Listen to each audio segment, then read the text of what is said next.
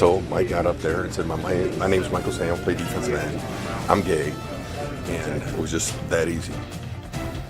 That easy for Michael Sam, a historic day for MU and potentially the NFL. Good evening, everyone. I'm Jim Reek. And I'm Brittany Pieper. We're going to give you a little bit of background on Sam's time as an MU player. Sam is a former MU football player and ended his last season as a Tiger in January. He was named SEC Co-Defensive Player of the Year for the 2013-2014 football season and publicly announced he is gay yesterday, making headlines nationwide. This all started when Sam revealed he's gay in an interview with ESPN. Sam said, quote, "I am an openly proud gay man. I understand how big this is. It's a big deal. No one has done this before, and it's kind of a nervous process, but I know what I want to be. I want to be a football player in the NFL." Today, Mizzou leaders spoke to the local and national media for the first time since the announcement. Mizzou football staff talked about what it was like to coach a gay player. KOMU 8's Maddie Glab was at that meeting and joins us now in the studio. Maddie. Even though Michael Sam announced to the world yesterday that he is gay, his fellow Tigers found out about it back in August during a team-building activity. Coach Kulgowski, the defensive line coach, explained after Sam admitted he was gay, the team simply moved on to the next player who told the team something they didn't know about him during the exercise. The coaching staff admitted they thought Sam wouldn't have come out nationally without the trust and support of his team. They also say they were very proud that the team kept quiet until Sam was ready to tell his story to the public. The team was prepared to say, okay, if you attack Mike, you attack us. I think overall it was remarkably positive. I thought they embraced him. But I also am not naive enough to think that you've got 127 players, okay, and that everybody's got ideas and thoughts and opinions on all kinds of social issues. The coaches stressed the fact that Sam told them he did not want this to become a distraction to his team and their successful season. Pinkel says he could have seen it as a distraction if Sam had came out during the season. People around the country have voiced their opinions on Michael Sam's decision to announce he's gay. Today, Mid-Missouri listeners called in to The Big Show on KTGR ESPN Radio to share their thoughts. KOMU 8's Nick Jaberia spent the afternoon there and joins us in the studio to tell us what folks had to say. Nick? Brittany, about half a dozen listeners called in, all voicing their support, not only for Michael Sam, but the University of Missouri team, coaching staff, and university as well, for how all the parties handled the delicate situation. It is The Big Show, ESPN 100.5 and 103.1 KTGR, your total sports station. Will Pelagic here with you, along with producer Anna Castman. Appreciate you joining us. Is the National Football League ready for an openly gay player? Because one is in the offing in this year's vintage. Is he going to be better than the man opposite of him on the football field? That's all that matters to me. It wasn't all positive when he was not around. But the one thing Michael Sam did have was the support of his teammates. A group of young men like a typical university like Mizzou can deal with something like this and not turn it into something negative. You know, it speaks hugely for them. And we'll get into more of this with your reactions and phone calls. I just want to say congratulations, Mr. Sam, for being a man. And it's not a choice. It is who he is. And I hope people will accept that. Appreciate the call, and well said, Steve. Thank you very much for joining us. While Sam has seen an outreach of support since his announcement, not everyone is celebrating his decision. We've had a number of KOMU Facebook users comment on the story. One viewer posted, "No NFL team has hired him yet. Save the cheering for when the NFL's closet doors get smashed." Another viewer posts, "I really don't see why this is news. Why is it important for someone's sexuality to be known by everyone?" Michael Sam's announcement didn't just have implications in the football world, but also in the LGBTQ community.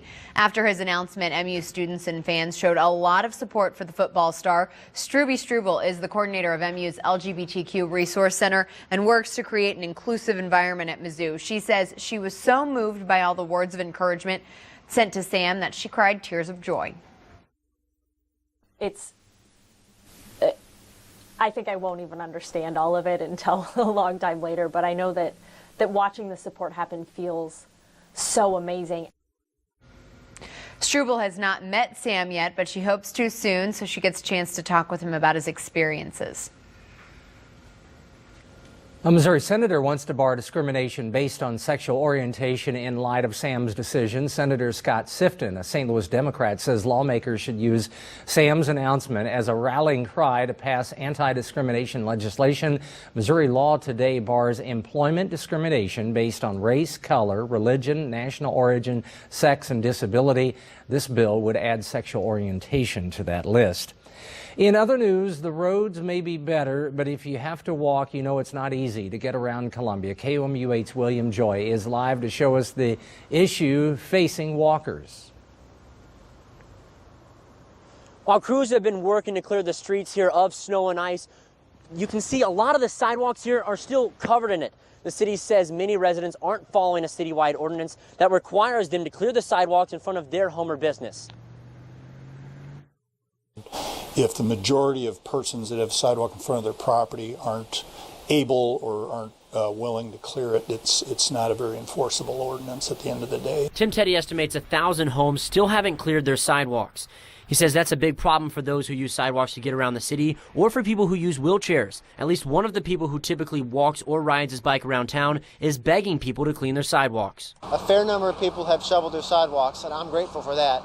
For the people who haven't shoveled their sidewalks, I appeal to you, please get out and clear those sidewalks, because for people who rely on them, it's essential.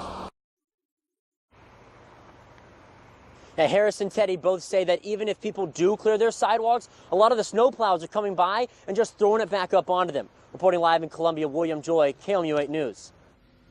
Former U.S. Attorney Catherine Hanaway became the first Republican to enter the 2016 race for Missouri governor today. This announcement follows Democratic Attorney General Chris Koster's campaign, which began last year.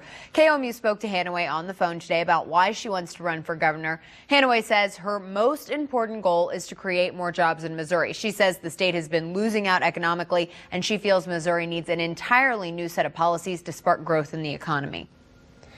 A mom wants kids in Columbia Public Schools to have another option for learning in a bilingual environment. She offered a proposal for a bilingual elementary school at the school board meeting tonight. Rebecca Schwartfeger, a former Spanish teacher, proposed an elementary school that teaches subjects in both English and Spanish. More than 15 parents came to the meeting to show their support.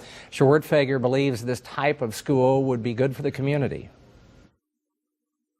I want our kids to have the opportunity to experience this rich educational opportunity.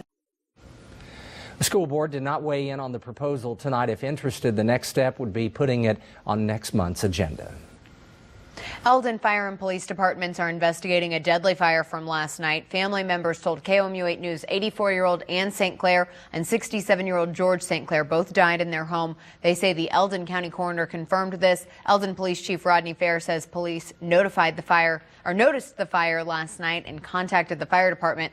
Firefighters extinguished the flames and found the bodies. One neighbor says he could see the flames from his home. We could see them on top. That trailer right there, we could see them over the trailer, and they were pretty high. I'd say about up to the top of those tree branches. Where you see that pole and you see the power wire coming, the fire was, I say, at least that high. Riles says he and his girlfriend saw 7 fire trucks heading to the scene last night. Investigators have not determined the cause of the fire. Mexico high school student Michaela Hoyle got a big surprise in class this morning. Her father, Staff Sergeant John Hoyle, arrived 2 months early and surprised her at school. KOMU 8 News aired the reunion live at noon. The 17-year-old didn't even notice her family came into the classroom at first. Michaela says it took several moments to realize her dad was standing right next to her side.